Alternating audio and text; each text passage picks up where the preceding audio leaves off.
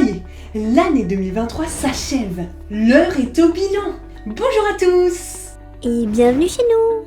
Est-ce que vous êtes du genre à faire des bilans pour tout dans votre vie ou alors peut-être juste pour vos lectures? Aujourd'hui, on va vous parler des lectures qui nous ont marqués en 2023. On ne pourra pas tout développer, mais on vous a préparé une liste bien sympa, alors restez avec nous jusqu'au bout. Et si vous ne l'avez pas encore fait, abonnez-vous. Alors on vient de faire notre compte de lecture de l'année 2023 et on se retrouve à 135 livres. On s'était lancé un défi de lire 100 livres dans l'année et finalement, on les a dépassés. On est contente. Faut dire que dans ces 135 livres, on compte toutes sortes de livres. Autant les romans que les BD, les mangas et les albums jeunesse. Ce qui nous fait 88 romans et 49 livres jeunesse. Albums, BD et romans jeunesse. Pour certains, on sera très bref car on en a déjà parlé dans d'autres vidéos et on vous mettra les liens en barre d'infos et là aussi. Alors on commence par la saga des thés meurtriers. Donc un Cozy Mystery écrit par H.Y. Anna et publié aux éditions City. On en est qu'au tome 3 sur 10 ou 9, je ne sais plus. C'est une belle découverte. On a découvert ça au hasard sur internet, sur notre compte Amazon Kindle. Et vu la couverture, on s'est dit tiens, ça peut être super sympa à lire, c'était super beau. Moi je suis très sensible aux couvertures de livres et c'est ça qui va me faire peut-être lire le bouquin. Après je vais voir la 4e de couverture, mais en tout cas la couverture fait vraiment un effet est-ce que je passe dessus ou pas. C'est notre premier Cozy Mystery je pense. Je ne savais vraiment pas qu'il en existait avant. Donc c'est aussi une belle découverte. C'est un genre qu'on aime beaucoup. Pour ceux qui ne connaissent pas le Cozy Mystery, c'est simple. C'est un meurtre qui se passe dans un endroit un peu cosy, comme à la campagne, dans une petite ville. Et l'ambiance est vraiment cosy, comme on dit, où ça va être un peu plus cool. Il n'y aura pas vraiment cette atmosphère noire, comme dans les thrillers ou les polars en fait. Et celui qui va résoudre le meurtre ne sera pas la police, mais un citadin lambda comme nous. On s'attache aux personnages, parce qu'ils sont tout mimi. On a découvert l'auteur français Antoine Renan qui écrit des thrillers. On a été bluffé par chacune de nos lectures. On a lu S'adapter ou mourir, Fermer les yeux et L'empathie. Il nous reste maintenant L'empathie 2 à lire. Il est dans notre palle. Et je vous assure qu'il n'y restera pas longtemps. Bref, ne vous lancez pas dans ces lectures si vous êtes trop sensible, car il peut y avoir des scènes très dures à lire. Mais les intrigues et les fins sont vraiment top. Une très belle découverte. Merci encore à la lecture de Chris de nous l'avoir fait découvrir. Le 3e bouquin, c'est Le corps n'oublie pas de Leila G. Et aussi Un pas vers elle. J'ai connu cette autrice qui est auto-éditée lors d'un concours du livre voyageur. J'ai gagné le livre, je l'ai lu, et je peux vous dire un truc, normalement j'étais censée l'envoyer, refaire un concours pour le faire gagner à quelqu'un, j'avais pas envie tellement j'avais aimé le bouquin. Bon, je l'ai fait quand même. J'ai acheté tous ces bouquins, dont Un pas vers elle, qui est vraiment bien aussi, c'est un feel good. Ce sont vraiment des coups de cœur de l'année 2023, je suis vraiment contente d'avoir connu cette autrice. J'en ai déjà parlé dans une précédente vidéo, vous pourrez aller la voir.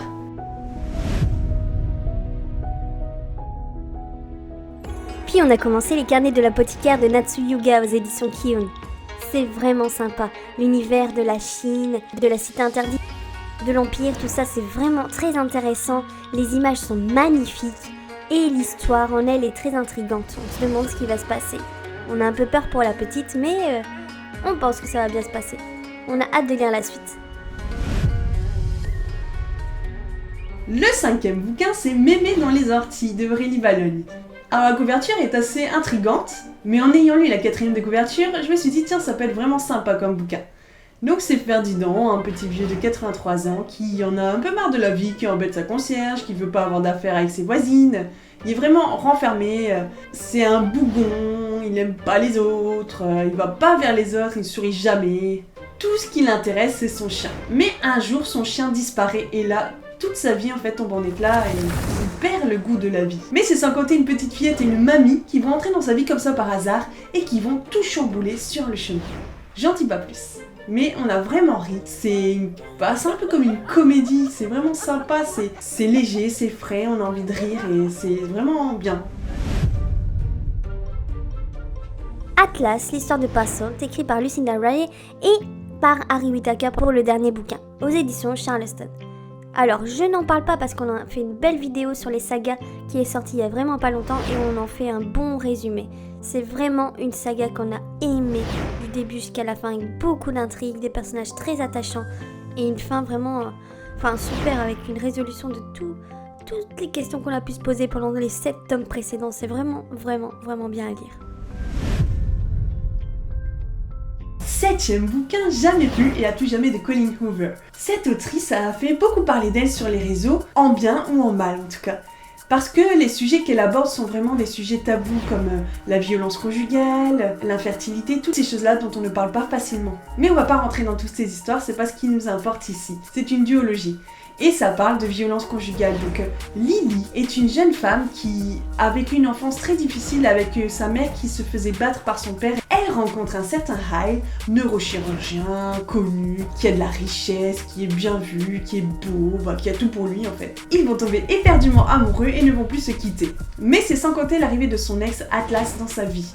C'était une histoire vraiment très touchante, avec vraiment des sujets qui nous frappent, qui nous font réfléchir à notre manière de voir les choses, à notre perspective. Mais je n'en dis pas plus car j'en ai déjà parlé dans la vidéo sur les sagas. Un autre livre de cette autrice qu'on a beaucoup aimé qui s'appelle All Your Perfects. Et là on y parle de l'infertilité, d'un couple qui s'est connu, qui s'est aimé, qui s'est marié et qui a voulu avoir des enfants, mais ça n'a pas marché. On voit en fait qu'avec cette épreuve, le couple commence à se distancer. Queen se demande si son mari Graham veut encore un enfant.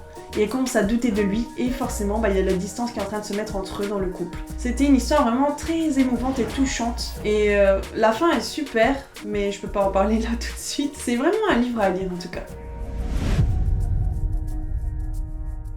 Un livre qui nous a particulièrement plu et qui pourtant on n'avait pas forcément envie de le lire parce qu'il a été passé beaucoup sur les réseaux et autres, c'est La Tresse de Laetitia Colombani aux éditions Le Livre de Poche.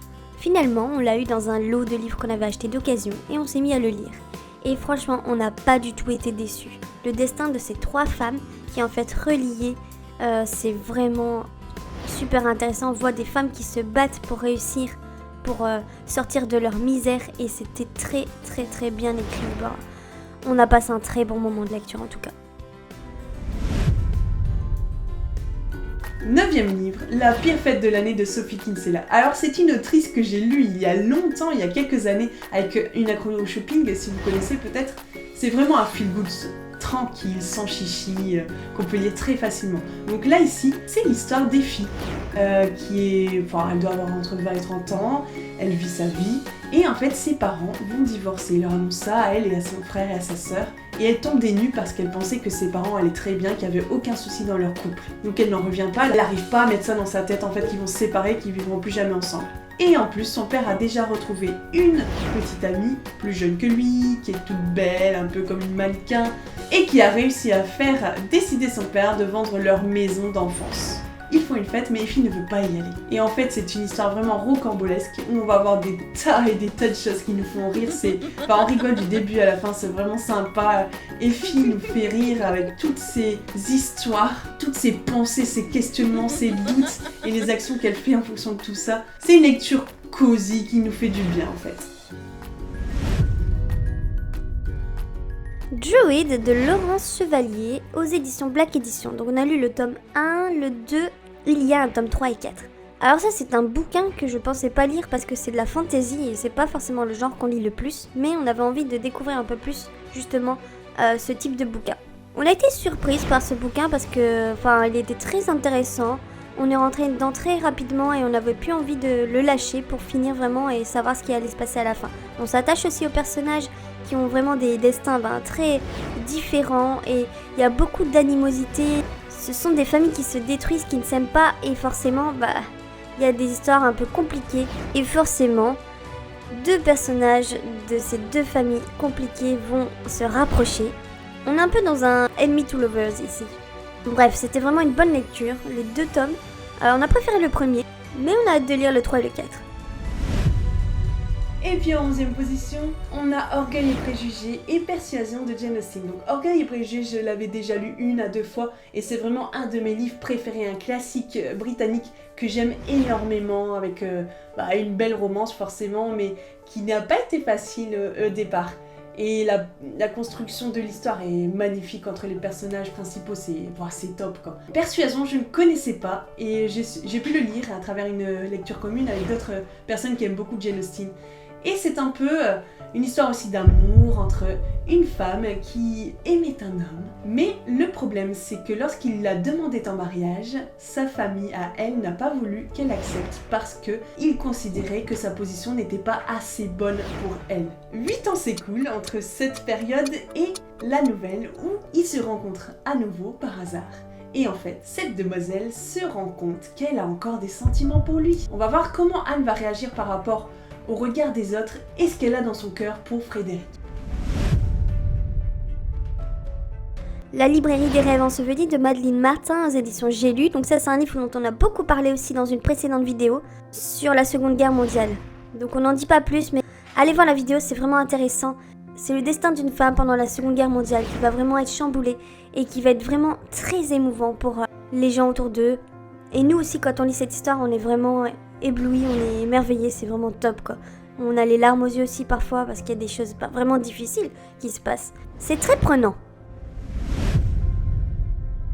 Les rouleaux de réglisse de Manuela Gegen. Alors c'est un livre qu'elle m'a proposé de lire comme ça et j'ai vraiment apprécié. C'est une histoire qui n'est pas très longue mais elle est super intéressante et très émouvante surtout. Agathe est étudiante en droit et tout lui sourit, y a rien, y a pas de souci, tout va bien pour elle. Elle a 4 amis d'enfance, Juliette, Cédric, Théo et Jean-Baptiste. Donc ils font tout ensemble après leurs études, ils font des fêtes, ils se voient encore comme avant en fait. Une malheureuse épreuve va arriver. Et tout va être chamboulé dans la vie de ces 5 jeunes. Bon, il faut prévoir un mouchoir parce que c'est quand même assez triste. Il y a des choses dures, il y a aussi des moments super intéressants et très émouvants qui font sourire quoi. Un automne à Falstein de Elie Seroff qui est un livre auto-édité et ça c'est une belle surprise aussi, on l'a trouvé par hasard sur notre abonnement Kindle et la couverture forcément nous a séduites. Et c'est pour ça qu'on l'a lu d'ailleurs. Et c'était une très belle histoire, vraiment douce, avec des personnages auxquels on s'attache forcément parce qu'ils sont gentils, ils ont envie de réussir, ils sont bienveillants, toutes des bonnes valeurs en fait. Et forcément, nous on aime bien ça. Et l'histoire, se passe dans une librairie, dans un petit café, c'est top quoi. La charmante librairie des amours lointaines de Jenny Colgan. Et aussi la petite boulangerie du bout du monde. Donc ce sont 2 bouquins que j'ai lus de cette autrice et je peux dire que j'aime énormément sa plume. C'est vraiment frais, léger.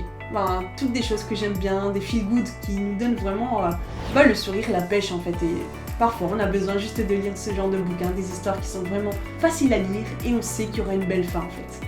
Les personnages forcément sont attachants, même s'ils vivent des épreuves, on sait qu'à la fin, ils vont sortir vainqueurs et c'est ça qui est bien. On sait que nous aussi dans notre vie, si on a des épreuves, on peut s'en sortir.